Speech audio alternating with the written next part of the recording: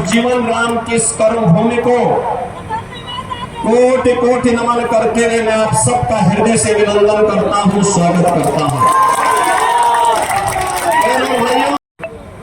80 वर्ष की उम्र में वीर बाबू कुंवर सिंह ने अंग्रेजों को मार मार करके खदेड़ा था और आजमगढ़ तक का भूभाग उन्होंने बोलता कि नहीं बोलता है। क्या हम गाय कटने की छूट देंगे या इनको हत्यारों को हम सत्ता सौंपेंगे? अरे मैं तो आपसे कहने के लिए आया हूं, जो राम मंदिर का पुण्य आपके साथ जुड़ा हुआ है, इस जन्म में अपनी पीढ़ी को बता पाएंगे और परलोक में जाकर के पूर्वजों को बता पाएंगे कि आपके संकल्प की पूर्ति करके आए हैं हम लोग। बोल पाएंगे ना? बोल पाएंगे ना? ये माने आरजेडी और कांग्रेस की गठबंधन को वोट देने का मतलब क्या है? आप अपने सिर के ऊपर ले लेना। आज बहनों और भाइयों, जो परिवर्तन देश के अंदर मिला है, इस परिवर्तन के बाहर आप अच्छे सांसद को चुनाव जिता करके भेजे। 14 में आपने आर.के. सिंह जी को चुनाव जिता के भेजा, मोदी जी प्रधानमंत्री बने। आपने चुनाव जिता के भेजा, उन्होंने आरजेडी के अंधकार को दूर करके पूरे देश को उजाला देने का काम किया है, जगह जगह बिजली पहुंचाने का काम किया है। उत्तर प्रदेश में तो 1,20,000 मजरों में आर.के. सिंह जी के नेतृत्व में बिजली पहुंचाने का काम हुआ है। आप सोचिए, 1,20,000 मजरों में 1,53,00,000 गरीबों को फ्री में विद्युत कनेक्शन वहां दिए गए हैं और आज बिजली वहां चलती है। पूरी 24 घंटे बिजली सबको मिल रही है, बिना भेदभाव के मिल रही है। सांसद आप चुनते हैं, एक वोट आपको यश का भागीदार बना देता है। और वही हम कह रहे हैं, हमारा तो संकल्प एक ही है, हम उस संकल्प के साथ चलते हैं। जनता जब अच्छा फैसला करके परिणाम अच्छे आते हैं। आपने यूपी में पिछले 7 वर्ष में कोई दंगा का नाम सुना है क्या? दंगा नहीं होता है, कोई दंगा नहीं। नो कर्फ्यू, नो दंगा, यूपी में है सब चंगा। श्री राजकुमार सिंह जी को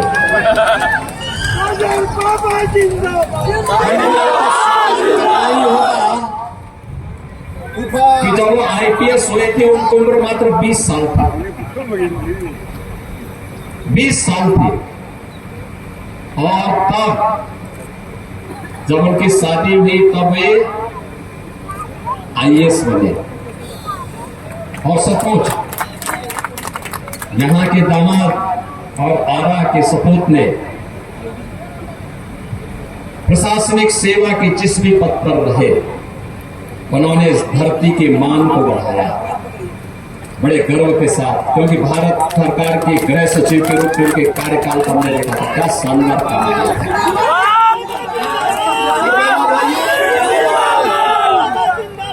पिछले 5 साल से मैं उनके कार्य को बहुत नजदीक से देख रहा हूं।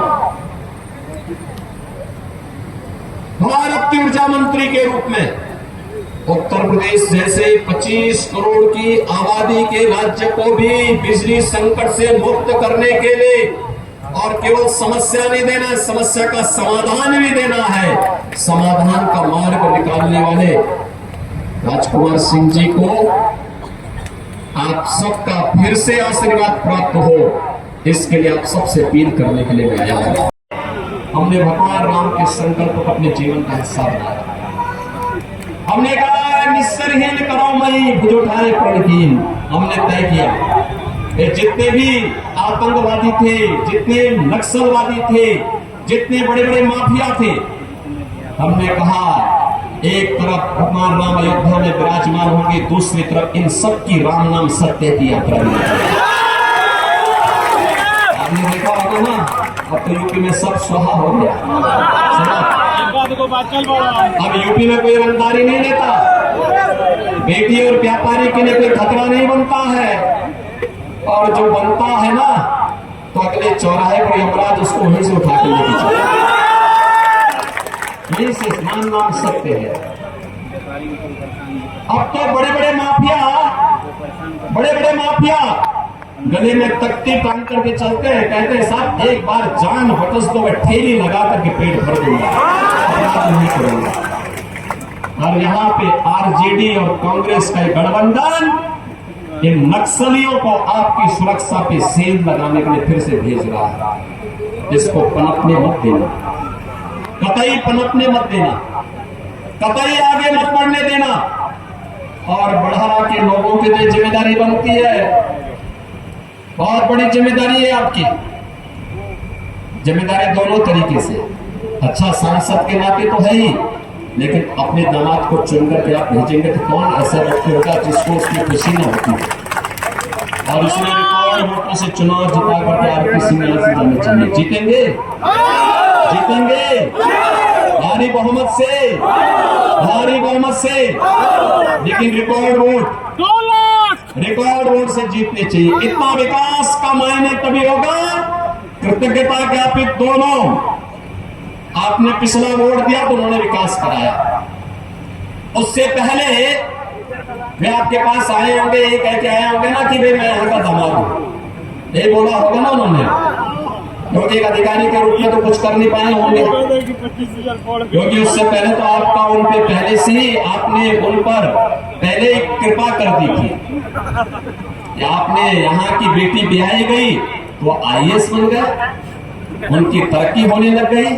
अब 20 साल की उम्र में जब लड़का पढ़ता बीए कर रहे थे, आईपीएस बन गए और फिर आईएएस में आ गए। धर्म बना था तब भी ये पाप कर रहे हैं, देश के खिलाफ छल कर रहे हैं, आपके साथ कपट कर रहे हैं, धोखा देने का काम कर रहे हैं।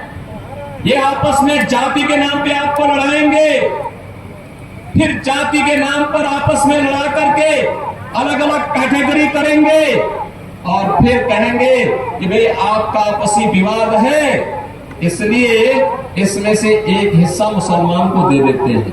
और इन्होंने किया है। कांग्रेस ने कर्नाटक में मुसलमानों की कुछ जातियों को ओबीसी में शामिल करके ओबीसी का आरक्षण मुसलमानों को दे दिया। आंध्र प्रदेश में कांग्रेस की जब सरकार थी उसने किया। एक होड़ सी लग रही है बहनों और भाइयों, ये देश को बचाने का चुनाव है। कांग्रेस और इंडी गठबंधन के इस षड्यंत्र को हमें सफल नहीं होने देना है। राहुल गांधी से जब पूछा गया क्या करेंगे आप सरकार बनाएंगे, तो उन्होंने कहा गरीबी हटाएंगे। एक पत्रकार ने पूछा गरीबी तो आपकी दादी भी हटा रही थी, वो बेचारी हटाती चली गई, तो उन्होंने कहा हाँ मैं एक झटके में हटा दूंगा। याद करिए 1970 में श्रीमती इंदिरा गांधी जी ने गरीबी हटाओ का नारा दिया था। गरीबी तो हटी नहीं, लेकिन नारा 54 वर्ष के बाद भी उनका नाती वही नारा लगा रहा है, गरीबी हटाएंगे। पत्रकार ने कहा कैसे हटाएंगे बताओ, तो उन्होंने कहा संपत्ति का सर्वे करवाएंगे, एक्सरे कराएंगे और एक्सरे करा करके फिर विरासत टैक्स लगाएंगे। अब आप मुझे बताओ, संपत्ति आपके पूर्वजों ने किस तेजी के साथ बदला है, किस तेजी के साथ बदला है। दुनिया के अंदर 14 के पहले का भारत और 14 के बाद के भारत की जब आप बात करते हैं, आपको जमीन आसमान का अंतर दिखाई देगा, जमीन आसमान का अंतर दिखाई देगा। बहनों और भाइयों, जमीन आसमान का अंतर 14 के पहले के भारत में पहचान का संकट कांग्रेस ने खड़ा किया था। बिहार के अंदर आरजेडी ने आपके सामने पहचान का संकट खड़ा किया था और 2014 के बाद का भारत दुनिया के अंदर सम्मान प्राप्त कर रहा है। 2014 के पहले के भारत में सुरक्षा की समस्या थी, सीमा खतरे में थी। 2014 के भारत में सीमाएं सुरक्षित हैं, आतंकवाद और नक्सलवाद पूरी तरह समाप्त हुआ है और अब तो पटाखा भी जोर से फट जाए ना तो पाकिस्तान सफाई देता है, कहता साहब ये मैंने नहीं किया। पाकिस्तान को सफाई देनी होती है क्योंकि उसे मालूम है नया भारत है, छेड़ेगा नहीं। लेकिन अगर कोई छेड़ेगा तो छेड़ेगा भी नहीं। बहनों और भाइयों, जब मजबूत होता है ना देश, मजबूत हाथों में देश रहता है, ऐसे दुश्मन दब करके चलते हैं। और विकास के बारे में हाईवे बन रहे हैं, 4 लेन, 6 लेन, 12 लेन के हाईवे, एक्सप्रेसवे बन रहे हैं, ट्रेन की नई नई सुविधाएं, वंदे भारत, अमृत भारत, नमो भारत। आरा का रेलवे स्टेशन ऐसे बन रहा है जैसे एयरपोर्ट बन रहा हो। 3 दिन देश के लिए देने जा रहे हैं। देखते लोग भी देखो भाई, जहां तक मेरा आवाज पहुंच रही है, दोनों आपका तक इधर के लोग भी में, इधर के कितने लोग 3 दिन देश के लिए कौन देगा? आपको मैं एक जिम्मेदारी दे रहा हूं, अगले 3 दिन आप में से हर व्यक्ति को 10-10 घरों में जाना है। 10-10 घरों में जाना है। 10 घरों में इसलिए जाना है, कहना साहब, आत्मनिर्भर और विकसित भारत के लिए विकसित बिहार भी चाहिए। और विकसित बिहार तभी होगा जब आर.के. सिंह जी जैसा कोई सांसद और जनप्रतिनिधि चुन करके जाएगा। 10-10 परिवार का मतलब 3 दिन में 30 घर। 30 घर का मतलब 150 मतदाता। 150 मतदाताओं के साथ आपको अगले 3 दिन में संपर्क करना है, प्रत्येक व्यक्ति को। करेंगे तो फिर मेरे साथ बोलेंगे, भारत माता की, भारत माता की, भारत माता की जय श्री राम, जय जय श्री राम। की सुरक्षा के लिए जो खतरा हो, ये लोग उसको प्रत्याशी बना करके आपकी सुरक्षा को फिर कैद कर देना चाहते हैं, अराजकता पैदा करना चाहते हैं। इनकी मंशा अच्छी नहीं है।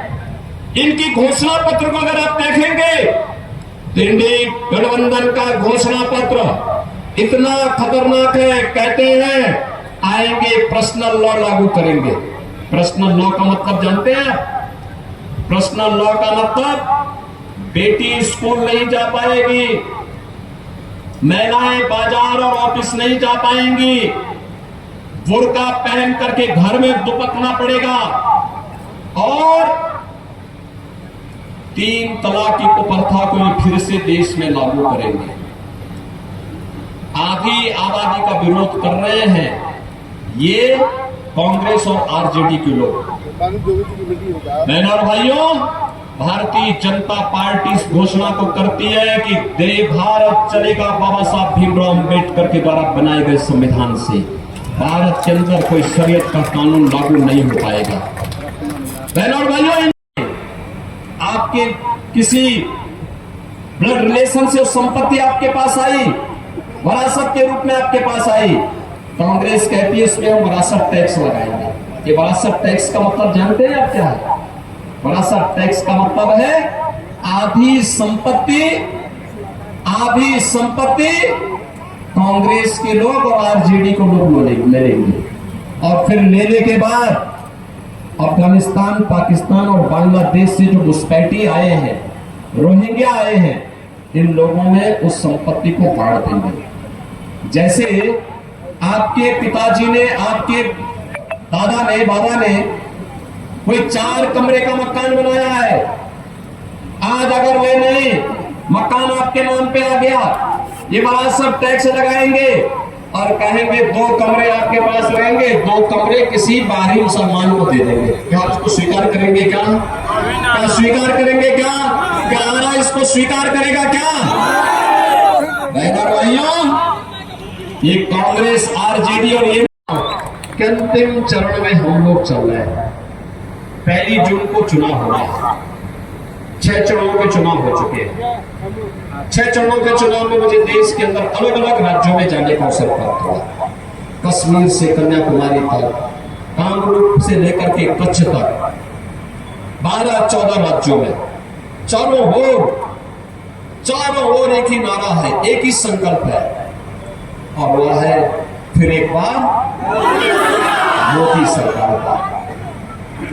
एक ही नारा गूंज रहा है कि फिर एक बार और अब की बार 400 पार।